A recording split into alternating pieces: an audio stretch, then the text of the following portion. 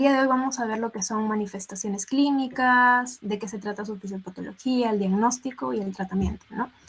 Entonces comencemos, chicos. ¿Qué es el síndrome de Takotsubo? Este síndrome es una miocardiopatía. ¿Y qué es una miocardiopatía? Bueno, si lo desglosamos a simples rasgos, mio viene de músculo, ¿no? Cardio, corazón, y patía de enfermedad. Entonces, literalmente, estamos hablando de una enfermedad del músculo cardíaco. Ahora, ¿qué función del músculo cardíaco está afectando? Se describe este síndrome como una disfunción sistólica regional transitoria. Entonces, acá vemos un nombre súper técnico, ¿no? Entonces, vamos a desglosarlo también. Disfunción, algo que obviamente no está funcionando bien. Sistólica, ¿qué es la sístole? La contracción, ¿no es cierto? Y entonces, ¿qué parte de la sístole está afectando? Bueno, va a dar una hipoquinesia, que vendría a ser una disminución del movimiento, o una aquinesia, que vendría a ser una ausencia. Ahora, veamos esta imagen, ¿no? Acá está el corazón normal, tiene sus 4 cámaras y vemos que todo está normal, pero en la segunda imagen vemos que en una de las 4 cámaras hay una diferencia. No sé si me puedan decir en cuál de las 4 ven una diferencia, si es que lo ubican anatómicamente. Si pueden prender su micro o por chat pueden escribirlo. No veo los mensajes. A ver, vamos a ver. Acá han escrito, bueno, ya. Iván levantó la mano. A ver, Iván, puedes prender tu micro si deseas. Y al ventrículo izquierdo. Sí, muy bien, chicos. Acá podemos ver que el ventrículo izquierdo se está viendo afectado, ¿no es cierto? Entonces, por eso se llama regional, porque está afectando al ventrículo izquierdo. Ahora, quiero agregar algo. Si se dan cuenta, esta es la base del corazón, la parte de arriba, ¿no? Y la parte de abajo es el ápice, ¿no? La parte apical.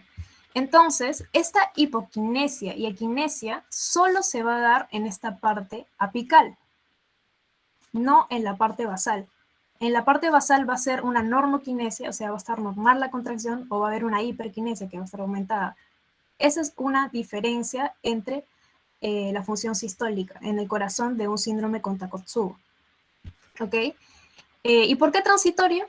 Porque el paciente suele tener, o sea, su ventrículo al comienzo se altera la contracción, sin embargo, ya pasando unos días o unas cuantas semanas, se regulariza, ¿no? Entonces, por esa razón, ventrículo izquierdo. Ahora, el ventrículo izquierdo lo vemos medio balonado, ¿no? Medio balonado. Por esta razón, a este síndrome de Takotsubo se le llama balonamiento apical también, ¿no? Siempre que lo describan o que, por ejemplo, en un caso clínico ustedes le digan, el paciente mostró en una ventriculografía balonamiento apical. Ahí hay una relación con el síndrome de Takotsubo. ¿Y por qué?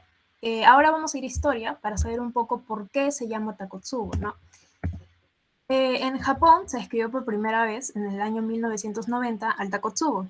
¿Qué es? Es una vasija, como lo pueden ver en esta imagen, abombada y que está con el cuello estrecho, ¿no? Como pueden ver, abombada, cuello estrecho, y es usada normalmente por los japoneses para atrapar a los pulpos.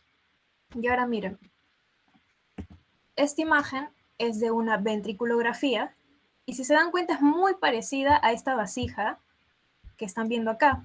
Y es por esa razón que el síndrome de Takotsubo se llama de esa manera, ¿no? Porque los hallazgos en la ventriculografía es muy parecida a este tipo de vasija.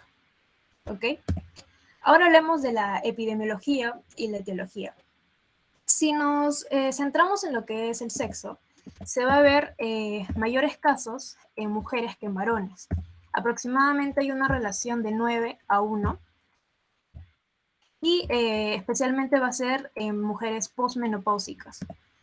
El grupo etario oscila entre los 60 y 70 años, ¿no? Y esto está relacionado por algo en específico.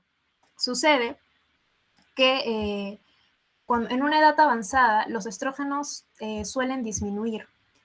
Y los estrógenos en sí tienen la función de atenuar lo que es la vasoconstricción, que es mediada por catecolaminas, y también disminuyen la respuesta simpática en el estrés emocional. Entonces, si a esta edad disminuye los estrógenos, pues efectivamente va a ser un potencial factor de riesgo, ¿no? Ahora, ¿por qué sucede? ¿Por qué se da este síndrome? Bueno, se da por una situación de estrés, que puede ser de dos tipos, una que es física y una que es psíquica. Si hablamos de física, estamos refiriéndonos, por ejemplo, a una cirugía, a, no sé, a tal vez una intoxicación farmacológica como la dobutamina, que vendría a ser una catecolamina sintética, o una tirotoxicosis.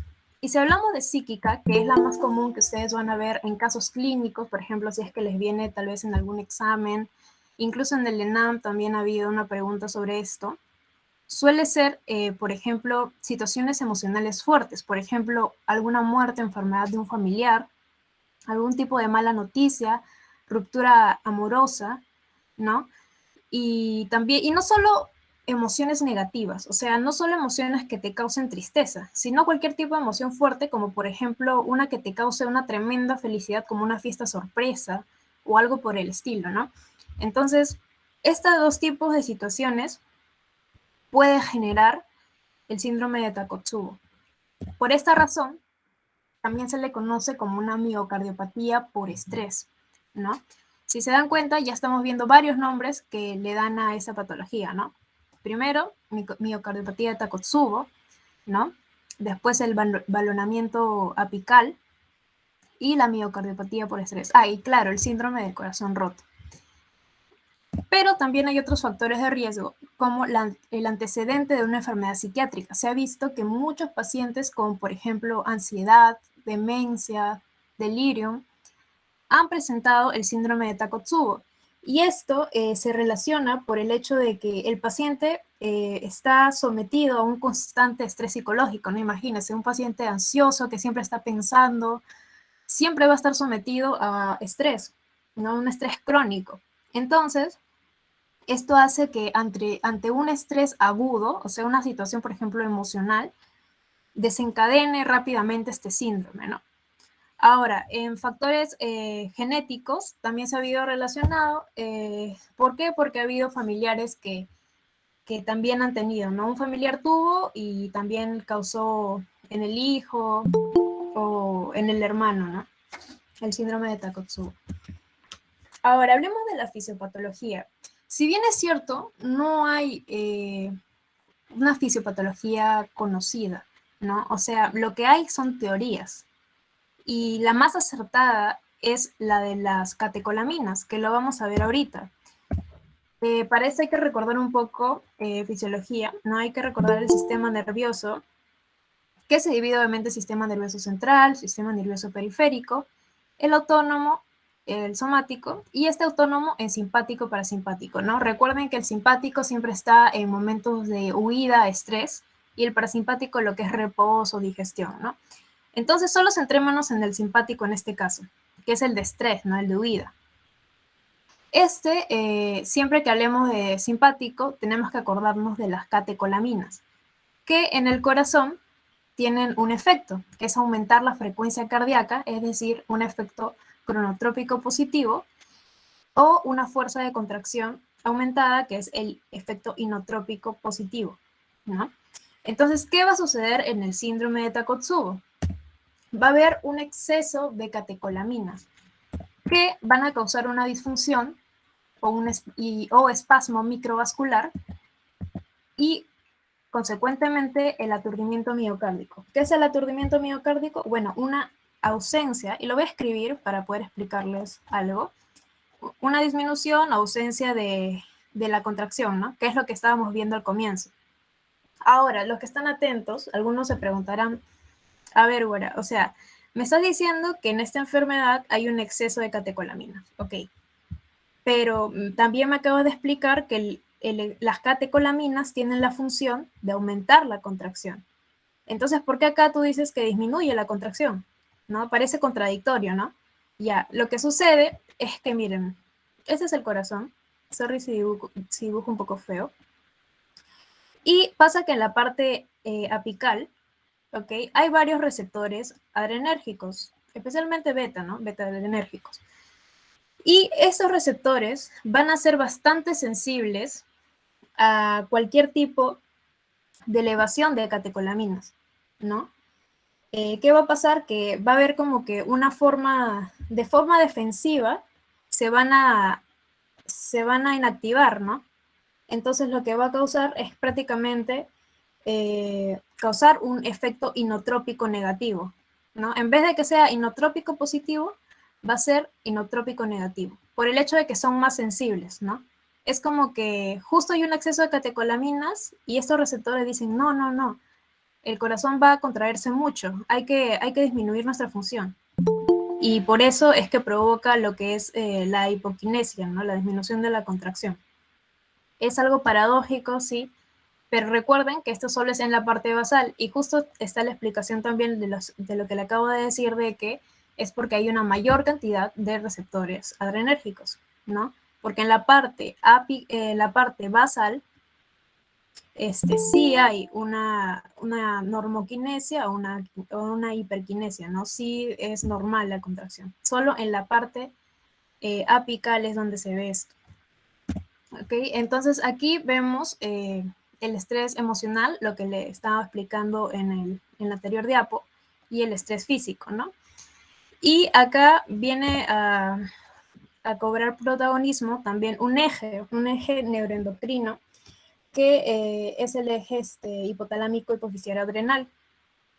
Entonces, el eje se activa, ¿no? Y lo que se van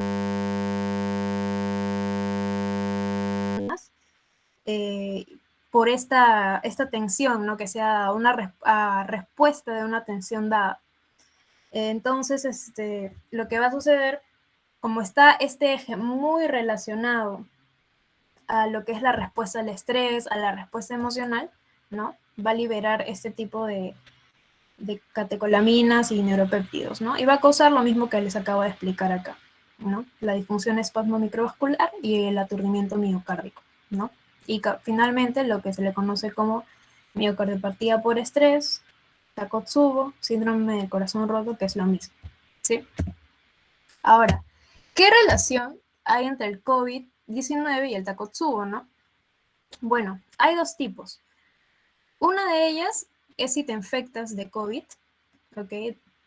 Y la otra está relacionada con el aislamiento que hubo, ¿no? En el 2020. Ya porque en el 2021 ya casi nadie estaba en casa, ¿no? Más que nada en el 2020. Entonces, ¿qué sucedía? ¿No? Había una infección por COVID, ¿no? Una enfermedad severa, ¿no? ¿Y qué pasaba? Había una injuria a miocardio, una injuria directa a miocardio. Esta causaba lo mismo que hemos visto en la anterior diapo, ¿no? Espasmo microvascular, ¿no? Aturdimiento miocárdico. Y recuerden que también el COVID causaba la tormenta de citoquinas, ¿no? Y esto le agregaba un plus más para causar lo que es el aturdimiento. Y finalmente el síndrome de Takotsubo, ¿no? Miren, acá justo está lo que les estaba explicando con mi dibujito, que en la parte apical, perdón, está el efecto inotrópico negativo, ¿no? Y en la parte basal está el efecto inotrópico positivo, ¿no? Por eso acá arriba si hay una hiperquinesia, normoquinesia, y en la parte de abajo se da obviamente el balonamiento apical, que es por la forma, pero acá sí es la hipoquinesia, ¿no? O aquinesia. Ahora, el segundo mecanismo era por el aislamiento que le digo. Entonces, ¿qué causaba en los pacientes? ¿No? Que también era un factor de riesgo que lo mencioné cuando hablamos de etiología. Causaba ansiedad, depresión, ¿no? Deprivación social. Y esto que hacía que el paciente esté expuesto a un estrés psicológico crónico, ¿no? Sucedía estrés emocional, actuaba quién? El eje hipofisiario adrenal, ¿no? Hipotalámico hipofisiario adrenal, y aumentaba las catecolaminas, ¿no? Y nuevamente el mismo círculo y el mismo ciclo, ¿no? Ahora, ¿qué manifestaciones clínicas tiene el síndrome de Takotsubo? ¿No? Algo que tienen que saber ustedes es que esta es una de las partes más difíciles para los médicos porque se parece muchísimo al infarto de miocardio o al síndrome de coronario agudo. No sé si alguno de ustedes pudiera decirme, o prende su micro mejor para no poder salirme de la diapo. ¿Cuál es un síntoma bastante característico de un infarto de miocardio? O sea que, ¿cómo viene el paciente con infarto de miocardio? A ver, vamos a ver qué dicen por acá. A ver, Iván levantó la mano, me salió. A ver, Iván. Puedes prender tu micro si deseas.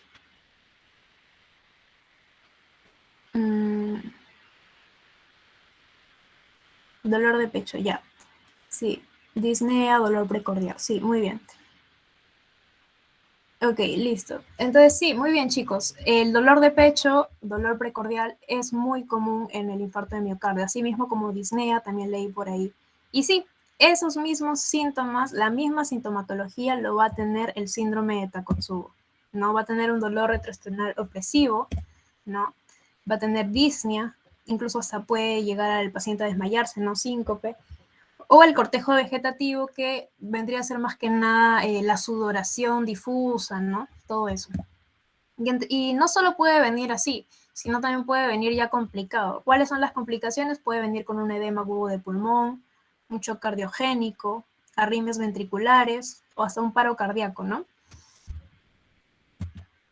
Entonces, ustedes saben, si es que ya han llevado semiología, si no, están aquí para aprender, que siempre que hay un dolor de pecho, se le tiene que sacar al paciente un EKG, ¿no?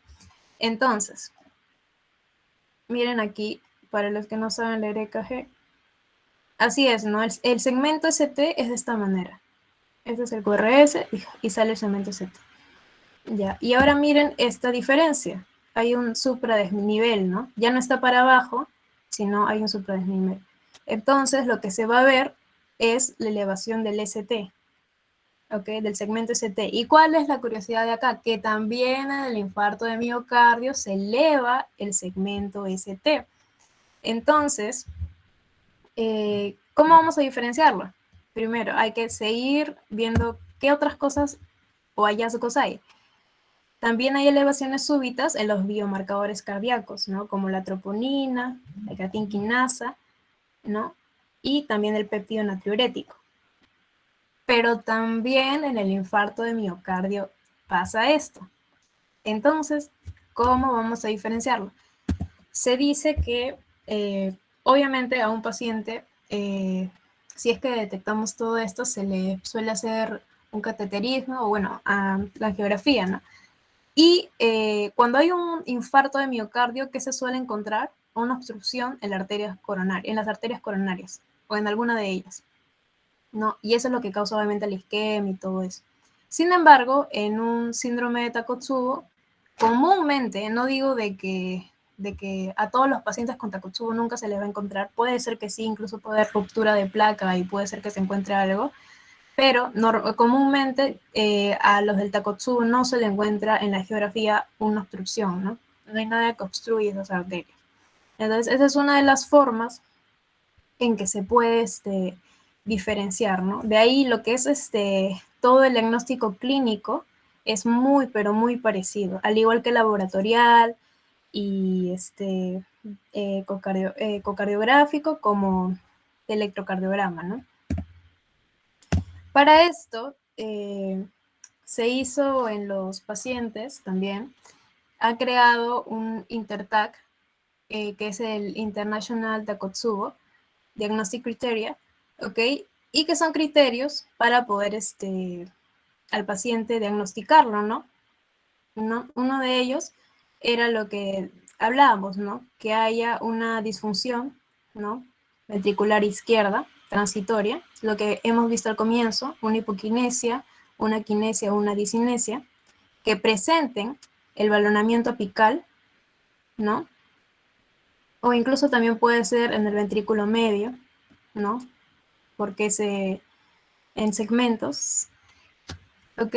Lo otro también que tenga algún tipo de problema emocional, físico, ¿no? Un estrés emocional, físico, ¿no? O que puede ser combinado también y que cause esto, ¿no? Pero ojo, no es obligatorio, No significa que todo paciente que me venga con esa sintomatología y que haya tenido la muerte de un familiar, ya, eso es Takotsubo. No, no es así, ¿ok? No es un criterio obligatorio.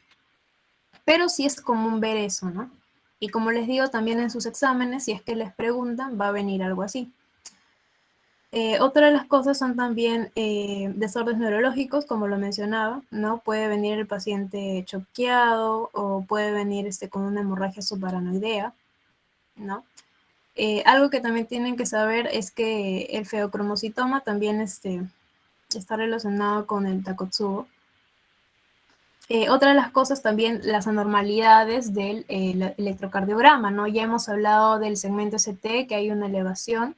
Incluso también puede haber una depresión de ¿no? Pero es menos común, más común es la elevación, ¿no? La onda T también puede estar invertida y puede haber el QT prolongado, ¿no? También otra de las cosas es lo que hemos visto, ¿no? Un paciente puede presentar los biomarcadores cardíacos elevados, ¿no? Como la troponina, la creatinasa, que lo hemos visto. Y otra de las cosas también que cabe agregar es que en el infarto de miocardio, la troponina suele estar mucho más aumentada que en un síndrome de Takotsubo. O sea, en el síndrome de Takotsubo está como que moderadamente aumentado, pero en el infarto está más elevada, ¿no? Ok, y, y esto es lo que le decía, ¿no? Que no, la enfermedad coronaria, ¿no? No es una contradicción para el síndrome, una contraindicación, perdón, para el síndrome de Takotsubo. Después también pacientes que no tengan una infección de miocarditis, por ejemplo. Y obviamente lo que vimos al comienzo en etiología, que son mujeres con posmenopáusicas, ¿no? Ahora, también se creó un Intertag Diagnostic Score que lo dividen de esta manera, ¿no? Todos estos criterios tienen un puntaje. Y de acuerdo si era menor e igual a 70 puntos, era una probabilidad baja o intermedia de tener el síndrome de Takotsubo. Si era mayor, había una probabilidad alta, ¿no? Entonces, estos dos criterios se usan bastante para poder definir lo que es el síndrome de Takotsubo o si el paciente tiene, ¿no? Ahora, si vamos a tratamiento, comenzamos con, por ejemplo, una de las cosas que tienen que saber es que no hay un tratamiento estándar, ¿ok?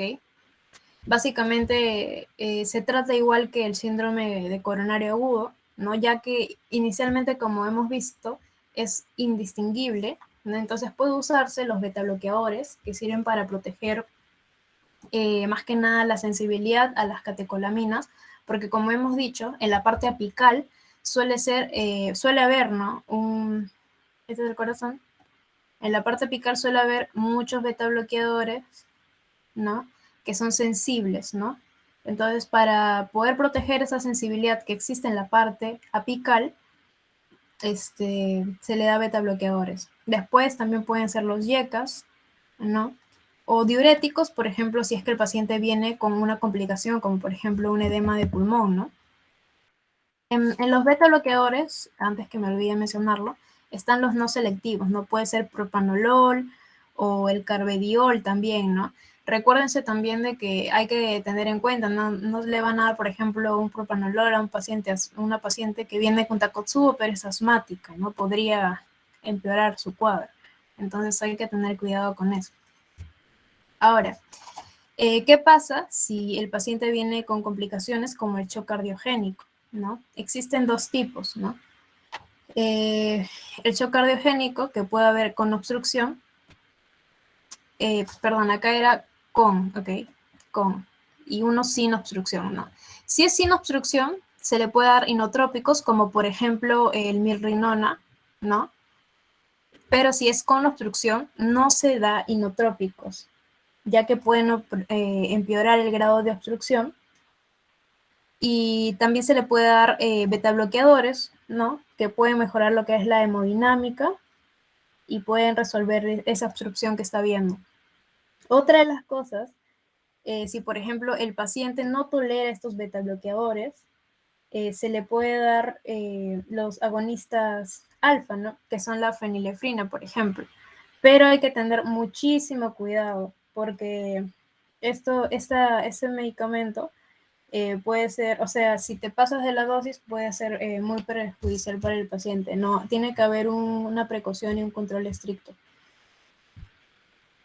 Y bueno, con respecto a la formación de trombos, que puede ser en la parte apical, si es que se encuentran trombos ahí, se recomienda una anticoagulación oral, ¿no? Con, por ejemplo, la warfarina, ¿no? Que es un antagonista de la vitamina K, por aproximadamente 3 meses. Y si no se encuentran trombos, igual se recomienda dar parina de bajo peso molecular profiláctico, ¿no? De manera profiláctica para evitar estos trombos.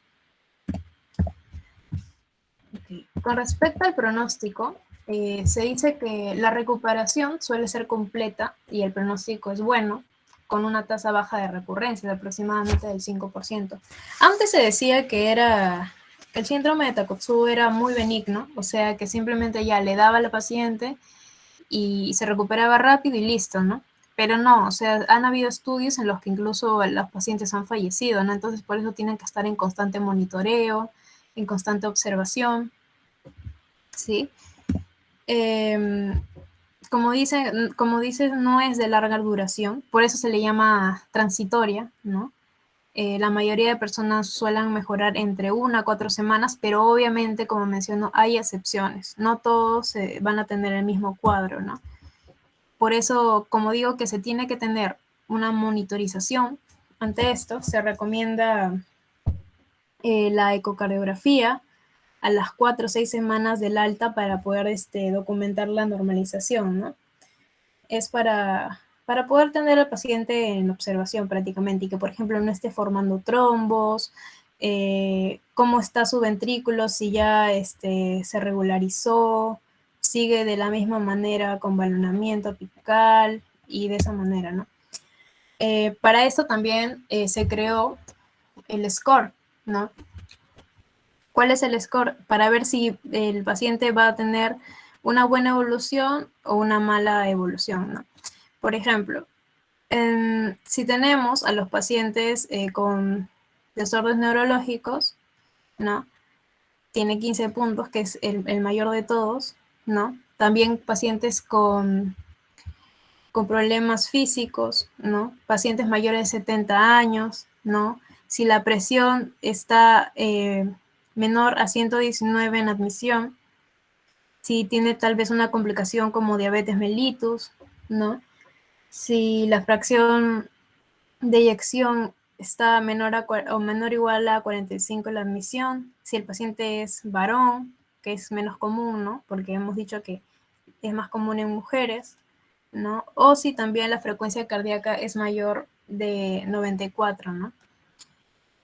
Entonces, todo esto se utiliza de acuerdo a la suma. Por ejemplo, si el paciente tiene menor de 15 puntos, ¿no? El pronóstico puede ser que sea mejor, ¿no? Si el paciente tiene de 16 a 22, puede ser que se complique, al igual que 23 a 28, obviamente mayor a 29, mucho peor, ¿no? Entonces, todo esto, todos esos criterios van a depender mucho si el paciente va a tener una buena evolución o no, ¿no? Porque como hemos dicho, sí, la tasa suele ser baja en recurrencias, pero no es igual para todos. Todos tenemos diferentes organismos, entonces no va a ser para todos igual, ¿no? Y bueno, chicos, ha sido prácticamente una charla corta.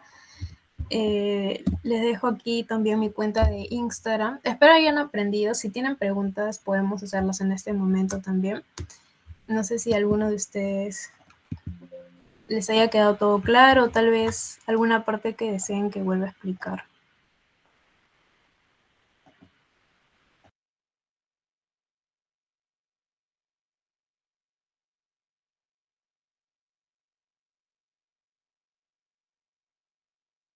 Bueno, Diego, ¿estás ahí?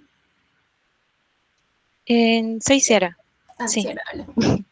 Bueno, chicos, ya que no hay dudas, agradezco a cada uno de ustedes por su participación y también te agradezco mucho, Guara, por habernos brindado una increíble ponencia. Me ha gustado mucho el hecho que hoy nos vamos con un conocimiento nuevo y muy importante para nuestra formación académica.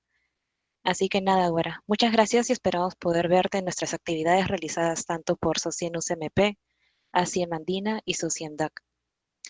Ahora voy a enviarles el link del quizzes y lo van realizando para que luego puedan tomarle screenshot y subirlo al Forms.